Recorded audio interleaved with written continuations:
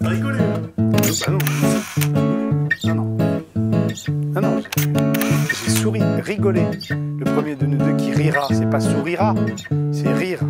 Rire, c'est pas sourire.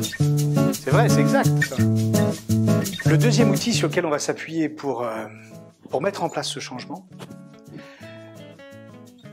comme je vous le disais précédemment, c'est vraiment ce processus de motivation. Comment est-ce qu'on peut mettre en action toutes ces belles intentions pour passer à ce niveau supérieur? Les 7 piliers de vie sont un élément majeur, mais il nous faut des outils encore plus précis. On va le décomposer en plusieurs éléments. Le premier d'entre eux, c'est la validation. Valider ce que l'entreprise est, ce que l'individu est, pour pouvoir prendre conscience de ce que l'on est. Ça, c'est le premier élément. Si on n'a pas ça, on ne peut pas fonctionner. Le deuxième élément, c'est ce qu'on appellerait la responsabilisation. Comment s'investir soi-même de sa propre mission dans l'entreprise et quelle responsabilité l'entreprise a vis-à-vis de ses clients, donc ses clients internes, c'est-à-dire ses salariés, et de ses clients externes, c'est-à-dire son réseau, dont on parlait tout à l'heure, ses fournisseurs et ses clients proprement dit. Le troisième élément qui est fondamental et qu'on oublie quasiment systématiquement, que ce soit pour l'éducation d'un enfant, que ce soit pour l'individu dans un contexte personnel, mais que ce soit également dans l'entreprise, c'est la stimulation positive permanente. Quand vous avez un enfant qui vient vous voir pour vous parler de ses notes, il va vous ramener 3 notes.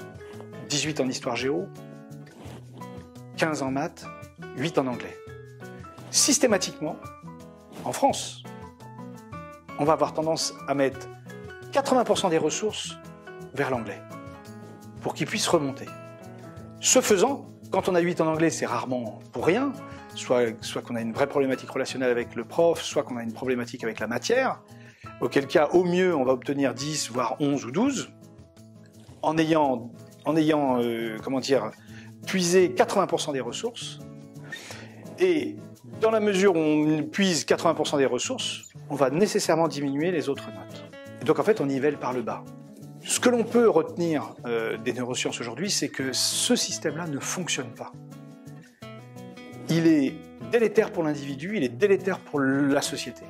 Notre axe d'amélioration, cette stimulation positive en permanence, c'est quoi? C'est d'insister, c'est d'aller appuyer sur tous nos talents, sur ce que l'on a de fort en nous.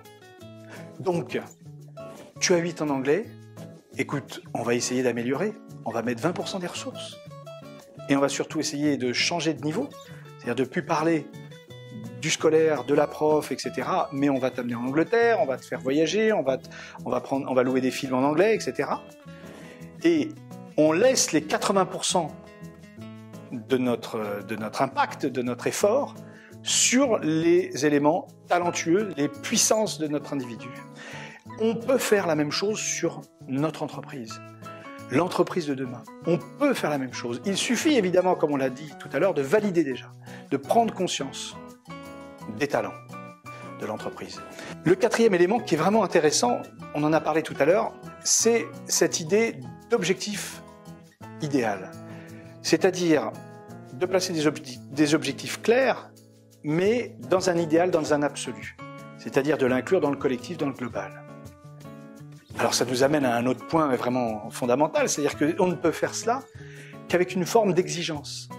Attention, qu'est-ce qui est confondu aujourd'hui? C'est l'exigence et l'intransigeance.